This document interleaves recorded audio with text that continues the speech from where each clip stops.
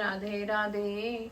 कार्तिक महत्तम और व्रत कथाएं 9वां अध्याय। जो पढ़े सुनेगा इसे वह होगा भव से पार। श्री हरि कृपा से लिख रहा 9वां अध्याय का सार।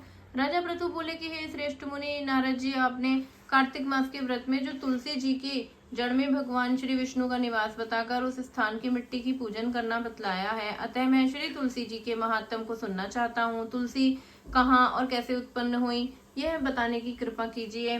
नारद जी ने कहा कि राजन, आप सावधान होकर तुलसी जी की महत्ता को सुनिए।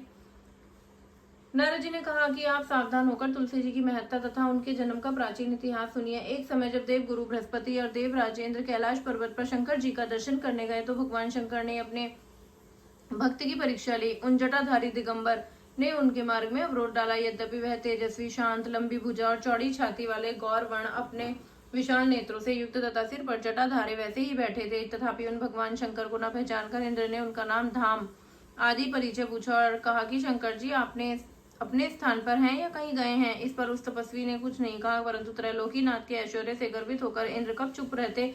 उन्होंने क्रोध कर तपस्वी को घुड़क कर करा, अरे मैं पूछता हूँ तू उत्तर क्यों नहीं देता? मैं अभी तो तुझे वज्र मारता हूँ, फिर देखता हूँ तुझ दुर्मति की रक्षा कौन करता है। ऐसे क्रुद्ध हो इंद्र ने ज्यों ही उस दिगंबर को मारने के लिए हाथ में वज्र लिया, त्यों ही भगवान शंकर ने वज्र सहित इंद्र का हाथ स्तंभित कर दिया और विकराल नेत्र धारण कर भगवान शंकर ने उसे देखा। त्यों ही ऐसा विदित हुआ मानो वह दिगंबर प्रज्वलित हो उठा है और तेज से जला देगा। भुजाएं स्तंभित हुआ मानो वह दिगंबर प्रज्वलित हो उठा है और तेज से जला देगा। भुजाएं स्तंभित होने से इंद्र के क्रोध और दुख का अंत न रहा, परंतु जो ही बृहस्पति जी ने उस पुरुष को प्रज्वलित देखा, त्यों ही अपनी बुद्धि से उसको शंकर भगवान जानकर प्रणाम किया और दंडवत कर बहुत सी स्तुति भी की। फिर इंद्र ने श्री भगवान शंकर से कहा कि हे दीनानाथ, हे महादेव, आप अपना क्रोध रोककर इंद्र के अपराध को क्षमा कीजिए। बृहस्पति के यह वचन सुनकर महेश्वर गंभीर वाणी में बोले कि मैं अपने नेत्रों से निकले हुए क्रोध को कैसे रोकूं।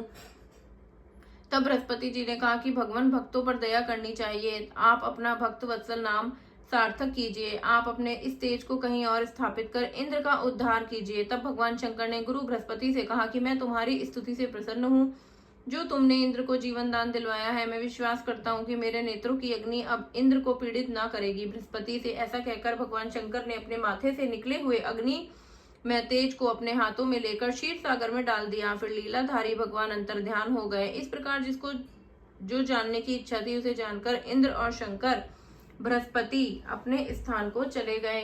राधे कृष्ण।